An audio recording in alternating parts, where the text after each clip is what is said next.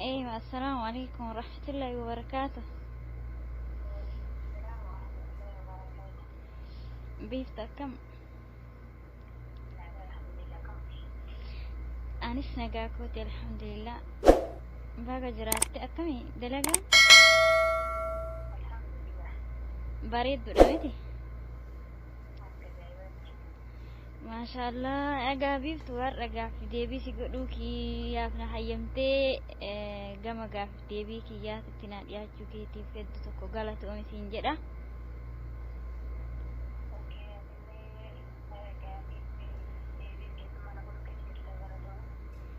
هاي أتلي بقى أنا جان جما كي بالبلكي أنا راح أستوي كان يروكي تونا كنيتي حالا جريني بيانا ما كان هون كنا بينا ناف أيامتي يرونا كنوا يتفيدوا قالتوا مسين جدا قران نوان قرا قافيت دبرسا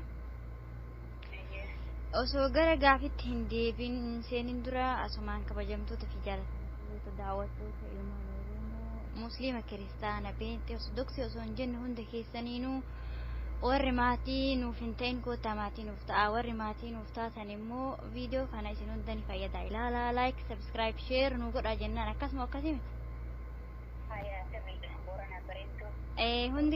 هندي كيسانو عشان عارفوني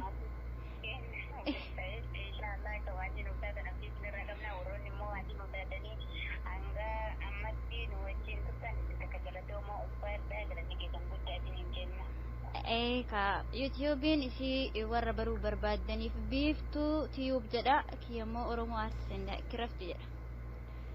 Gamanumaan gara gaafitti dabarsaa biiftuu qophoofte. Gaafii deebiin keenya seenaa rasuulaa, seenaa sahaabotaa fi hiikaa qur'aanaa irratti kan hundaa'edha. Kanaafuu barumsa guddaa irraa argitu waan ta'eef hanga dhumaatti nu hordofaa isiniin jenna. Asumaanii daawwattoota keenya gaafiin tokkoffaan akkas jetti. Hiikaa qur'aanaa keessa jechuudha. Kanneen armaan gadii keessaa nyaachuun haraamaa jedha. A. Hudhamtee ka duutee. B. Rukutamtee kan duutee. C. Gaafan waraanamtee kan duutee. Da boollatti tartee kan duute. E bineensaan ciniinamtee yookaan nyaatamtee kan duute. Fa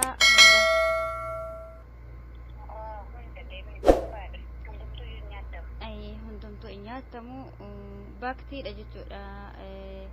Wantoota haala kanaan du'anii garuu osoo isaan lubbuun isaanii keessaan bahin dhaqqabamee yoo qalame ammas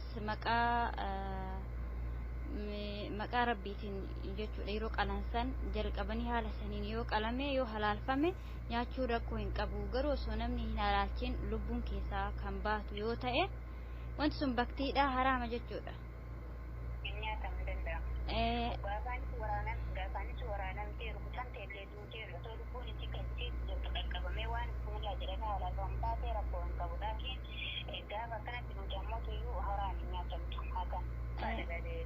Faadha deebi argattee jirta. Gaafii lammaffaan akkas jedha. Kanneen armaan gadii keessaa kamtu tartiiba wudu'aa isa sirriidha? A. Harka, fuula, harka, mataa, luka. B. Harka, fuula, mataa, luka. C. Harka, mataa, fuula fi luka. D. Harka, fuula, harkaa fi luka mataa.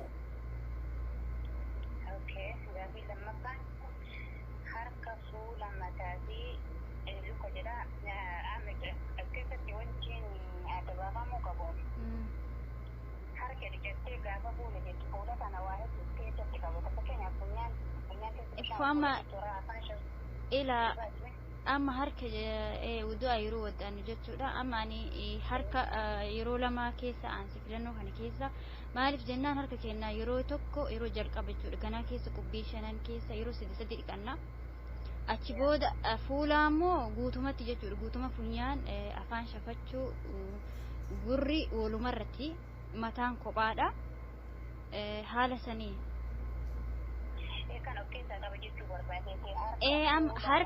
harki bakka lamatti ani akka kiyyaatti amma fakkeenyaaf jechuudha. Harka jalqaba quba shanan qofa qubbiin shananii fi ganaa keessa qofa yeroo sadi dhiqannaa.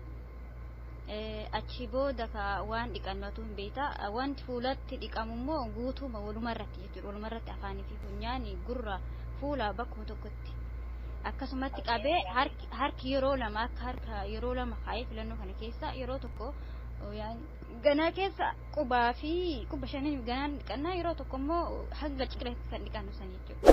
Irri si deebi'a yoo siif hin galiini. Hayyee.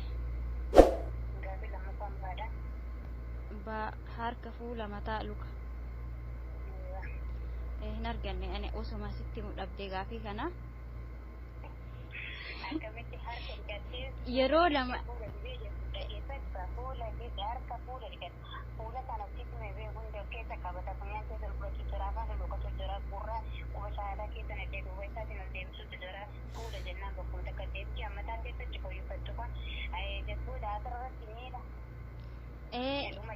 ani amma maaliif akkasitti barsitti himee jiraayyuu harka yeroo lama kaayee wanti siin jedhee fi jalqaba wudu'a yeroo hojjan wudu'annu akkuma beekamu niyyaa niyyachuun jira. Niyyattee kaateetu osoo hin dhiisin yoo afaanillee ni wuddadha jettee afaanis dubbachuu dandeessa jechuudha. Achi booda akkuma beekamu harka keenya yeroo sadi ganaa keessa dhiqannaa miti.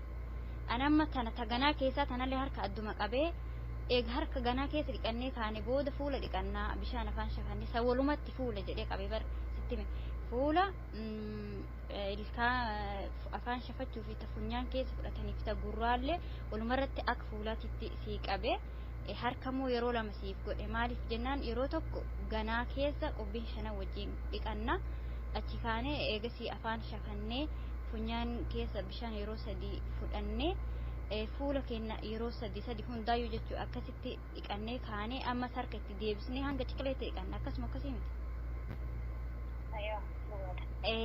Harka keenya lamaan hanga ciqileetti dhiqannee kaanee eegasii mataa keenya haxaawannee yeroo sadi jechuudha hundaayyuu gurra keenya keessaa fi duuban bishaaniin haxoofnee kaanee ergasii lukatti tarraa jechuudha. Luka keenya qubbiin shananirraa eegallee luka mirgaarraa eegallaa qubbiin shananirraa eegallee hanga koronyootti luka keenya lachuu yeroo sadi dhiqannaa jechuudha.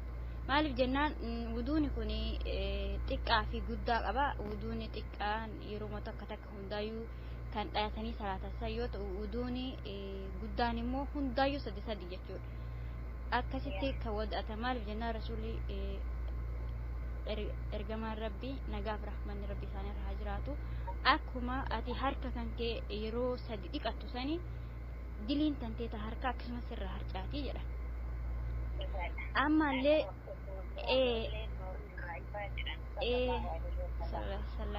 akkasuma yeroo fuula dhiqattullee fuulillee ijatu jira gurraan waa dhaga'u jira waa hedduu dilii hedduu qabna jechuudha. Qaamni keenya kun hundi guutuun dila'aadha waan ta'eef yeroo sadii himi odoo kudhanuu dhiqannee diliin teentuun irraa harcaatee maashaallaadha. Walaakin wudu'a kana akkasumatti guunnee sadi wudu'achuun baay'ee bareedaadha natti fakkaate. Haala saniin wuduunii kan wada'amu deebiin isaa amma akka ani kaayetti harka mataa fuula harka fuula harka mataa lukata aataa jechuudha. Harka bakka lamatti kaayan.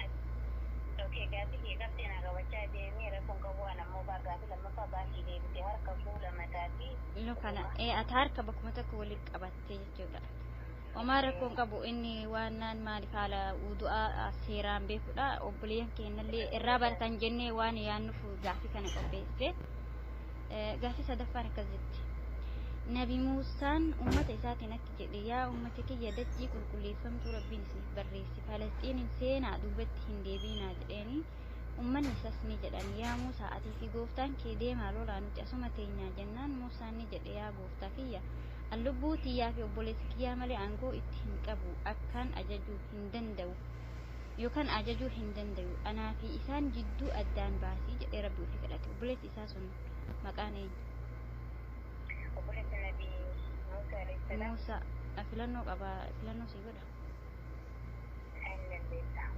A Imraan, B Haashim, C Haaruun, D Fir'aun. C Haaruuni.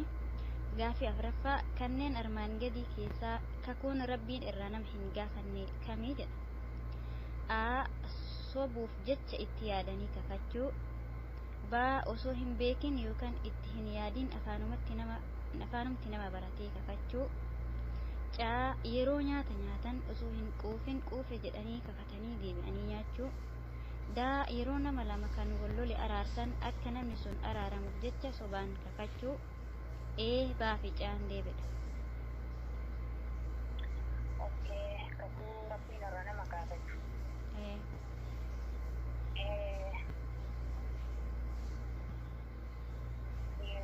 Deebiin isaa daadha nama lamaan wal dhabe tokko walitti araarsu jechuudha. Ani garuu akka kiyyatti Inshaallah dhaggeeffattoota fi daawwattoonni keenyallee gaafii kana akka yaalanii deebii nuuf deebisan.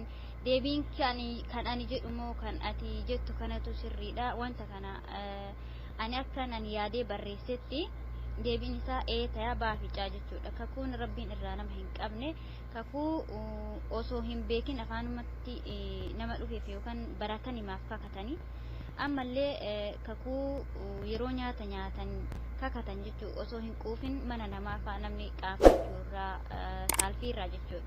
Osoo hin quufee jedhanii kakatanii namni giddiin fa'aa itti deebisee nama nyaachisuun jiru san kakuu akkasiisan irraa rabbiin nama hin gaafatu. Ani deebiin kiyya baaficaadha jechuudha.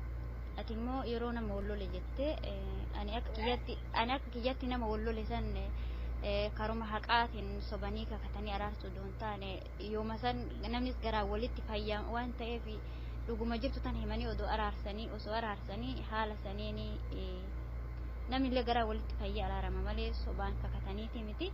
Alaa kulli haali deebiin ati daa jette ani immoo baaf caa jedha. Daawwattoonni keenyas waan jedhan walumaan laala. Kopheen jalatti yaada keenya kanaan waa barreessanii abbatti sirrii deebisuu jechuudha. Ani fakkeenyaaf yeroo nama lamaan wal dhabe lamaan gidduutti kakatanii kakuu sorrottiin irra nama gaafatu kan hin jedhee isaan lamaan wal dhabansa wal dhabbii isaanii lamaan waan hin beekaniif jecha namni aduufa isaanii fi dhufee itti araarsu sun kara kan araarsu. Yaani itti kijibee hin araarsu. Ittuma hineetumaan itti dhadhateetumaan araarsu. Biri lamaan waan wal irratti wal dhabde waan beektuuf kara isaa saniif footu. Inni ittuma hineetuma kakatee araarsa. Ala kudaan deebiin isaa akka biyya fidaadhaa siyaasatti deebiste dhaggeeffattoonni keenya komentii jalatti deebii kana ka yaada gahaa wajjin akka nuuf keessan jennaan asumaan bira darbaa gara gaafii shanaffaatti darba. Yeroo jalqabaaf eenyudha kan nama ajjeese? Yeroo jalqabaaf eenyudha kan nama ajjeese? Isaan lamaan waliif maali? Isaan ilmaan eenyuti? A Ibrahim ilmaan abbeerotaati isaan ilmaan Aadami. B Habiil isaan obboleeyyanii ilmaan Yaaqubi. C Qaabiil isaan obboleeyyanii ilmaan Nabi Ayuubi. D Qaabiil isaan obboleeyyanii ilmaan Nabi Aadami. Muusaa isaan ilmaan abbeerotaati isaan ilmaan abbaan isaanii garagara Yaaqubi fi Aadam. Akkasuma xumurame. Gaafii kaanitti gadi darba. Gaafii shanaffaa deebiin isaa addaadha. Qaabil obboleessa isaa ilma Nabi Aadam. Obboleeyyan isaa lamaan ilmaan Nabi Aadam alayhisalaam ilmaan Nabi Aadami. Isaan ilmaan Nabi Aadami obboleeyyanii deebiin Qaabilii deebistee jirti jechuudha.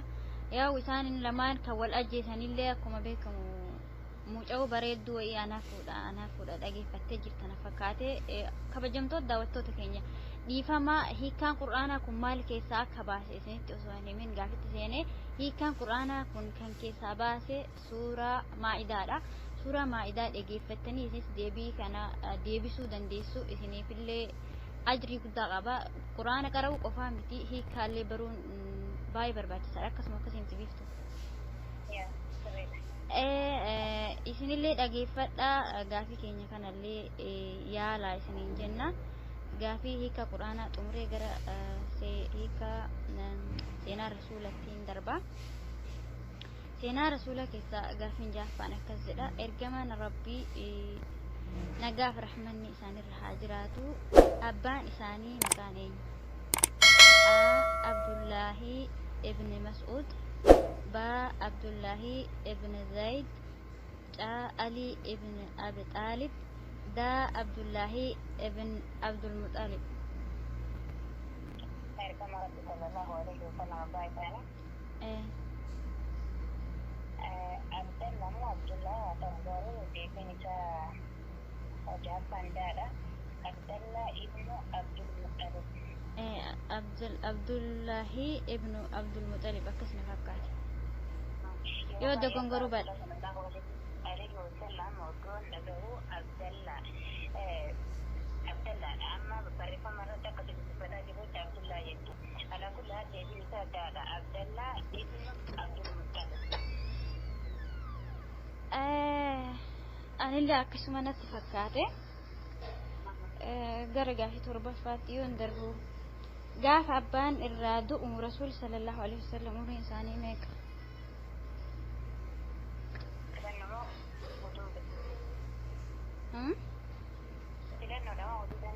Filannoo hin qaba. A waggaa tokko, B waggaa lama, C waggaa sadii, D waggaa afur. Deebiin hin jiru.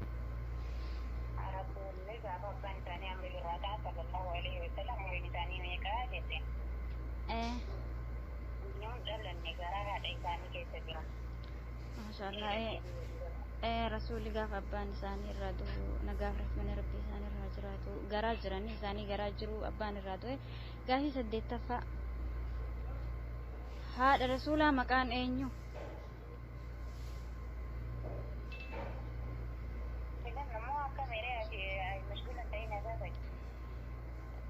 A. Faatima, B. Ruqiyaa, C. Zaynaba, D. Amina. Haadha rasuulaa sallallahu alaihi wasallam maqaan isaanii eenyu jedha? Gaafii 8ffaa deebiin isaa haadha Amina bint Khuwaylid. Maashaallah tabaarakallah. Deebii argattee jirta. Gaafii 9ffaa haati rasuulaa sallallahu alaihi wasallam gaafa duutu umrii rasuulaa sallallahu alaihi wasallam meeqa? A. 4, B. 5, C. 6, D. 7.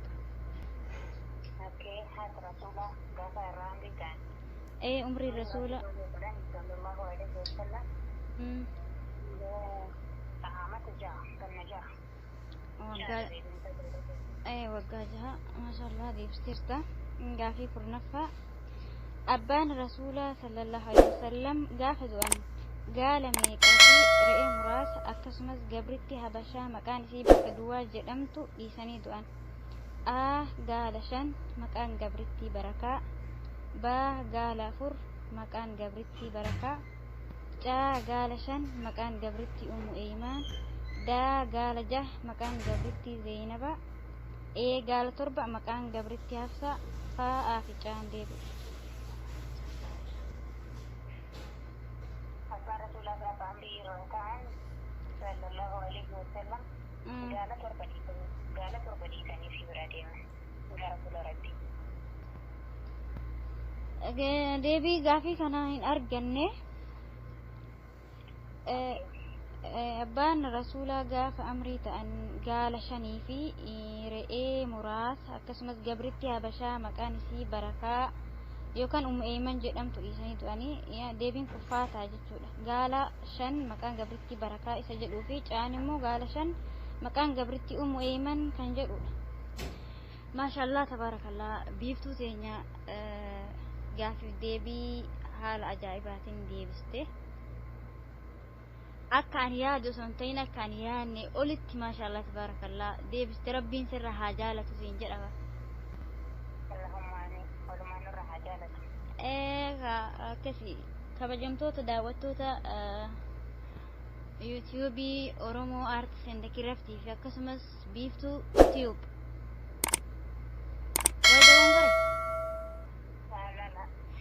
gaaf deebiin keenya kan har'aa kanuma irratti raawwata gaaf deebii biraatiin hanga walitti deebinutti nagayaan turaa isiniin jedha biiftuu waan dhaammattu qabda. Okkee hordoftoota kabajamtoota biiftuu Oromootu akkasumallee yuutuubii dheeraa maqaan isaa namaan qabamne adimachuun dandeessatuma. Oroo aartis indikirabs jedha. Okkee Oroo aartis indikirabsi dhaggeeffattoota hordoftoota kabajamtoota inshaallah gaafii fi deebii marratti qabannee isin yaadni kana fakkaataa inshaallah hanga biyyuu biraatti walitti dachaanutti assalaamu alaikum wa rahmatullahi wa barakaatu nagaa keessan nuuf tura. Nagaa keessan nuuf tura isiniin jenne ammallee waliin hojjechuu barbaadda yoo ta'e bilbilaan haala kanaan gaaf deebiin keenya gara fuulduraatitti inshaallah badhaasas qabaachuu danda'a. Yoo nu waliin hirmaachuu dandeettan ta'e rakkoon qabu ana Aliyyee Oroo Arsii na dubbisuu dandeettu yookaan biiftuu Oromtitti Arsii dubbisuu dandeettu gama feesbuukiti. Akkasiin feesbuukiin kee dubbisuu dandeettanii namni nu waliin hojjechuu dandeettan jechuudha. Gaaf deebiin kennas audiyoo dhageeffattanii hiika Quraana seenaa rasuulaa peejii kiyya barsiistuu afaan Oromoo jedhu jalas argachuu dandeessu yookaan gama keessaatiinis gama waatsaappiinis Instagramaan Telegiraamaan argachuu dandeessu jechuudha. Hiikaan Quraanaa akkasumas seenaa rasuulaa seenaa sahaabota iddoo hundaa barreeffamee jira waan ta'eef dubbisuu dandeessu. Gaafiin keenya haaluma kanaan kan itti fufutaa subscribe like share nu godhaa isiniin jenna. Waan akkanaati biiftuu. Kan inshaallah abdii raadhaan like subscribe akka godhan Oromoo itti himanii jedhe namni ogeessa kana bira Oromoo itti himanii baay'inaan ofii nuyi beekanii namni wajjin hojjechuu barbaadan namni wajjin hirmaachuu barbaadan karaa kamiin ofiinidha isin simannaa isiniin jenna. Waan akkanaati asumaan nagaa keessa nu tura oolmaa gaarii isiniin jenna. Assalaamu alaikum warahmatullahi wabarakatuh.